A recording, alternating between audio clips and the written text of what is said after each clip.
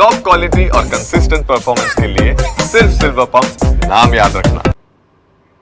સુરત શહેરમાં સતત બીજા દિવસે જળબંબાકારની સ્થિતિ જોવા મળી રહી છે। સરથાણા પોલીસ સ્ટેશન હજુ પણ પાણીમાં ગરકાવ જોવા મળ્યું। સરથાણામાં અનેક સોસાયટીઓમાં કેડ સમા પાણી ભરાયેલા છે। ઘરોની અંદર પણ પાણી ફરી વળતા લોકોને ભારે હાલાકી પડી રહી છે। આ સાથે જ લોકોની ઘરવખરીને પણ મોટા પાયે નુકસાન થયું છે। પાલિકાની ધીમી કામગીરી સામે લોકોમાં ભારે રોષ જોવા મળી રહ્યો છે। સુરતમાં સતત બીજા દિવસે મેઘમહેર જોવા મળી। કામરેજ વિસ્તારમાં ધોધમાર વરસાદથી રસ્તા જળમગ્ન થયા છે, તો આ તરફ અનેક ઘરો પાણીમાં જાણે કે ગરકાવ થઈ ગયા હોય તેવું પણ દ્રશ્યોમાં જોઈ શકાય છે। શહેરમાં સતત બીજા દિવસે પણ જળબંબાકારની સ્થિતિ જોવા મળી રહી છે।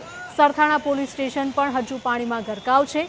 સરથાણામાં અનેક સોસાયટીઓમાં કેડ સમા પાણી ભરાયેલા છે, તો ઘરોની અંદર પણ પાણી ફરી વળતા લોકોને ભારે હાલાકી વેઠવાનો વારો આવ્યો છે।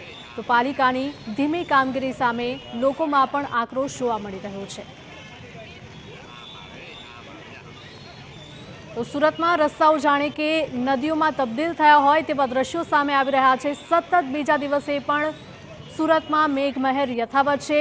અહીંયા અતિ ભારે વરસાદ વરસી રહ્યો છે। આ સાથે જ હજુ પણ આગામી સમયમાં અતિ ભારે વરસાદને લઈને હવામાન વિભાગે પણ સુરત શહેરમાં રેડ એલર્ટ જાહેર કર્યું છે, એટલે કે સુરતીઓને સાવચેત રહેવા માટે પણ અપીલ કરવામાં આવી રહી છે। સુરતમાં સરથાણાની વાલમનગર સોસાયટી પાણીમાં ગરકાવ થઈ છે। સોસાયટીમાં આવેલી દુકાનો અને મકાનમાં પાણી ઘૂસી ગયા છે, તો ફાયરની ટીમ દ્વારા રેસ્ક્યુની કામગીરી પણ હાથ ધરાઈ છે।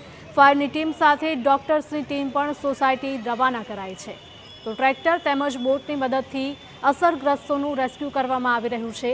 છાતી સમા પાણી ભરાતા લોકોને હાલાકી વેઠવાનો વારો આવ્યો છે।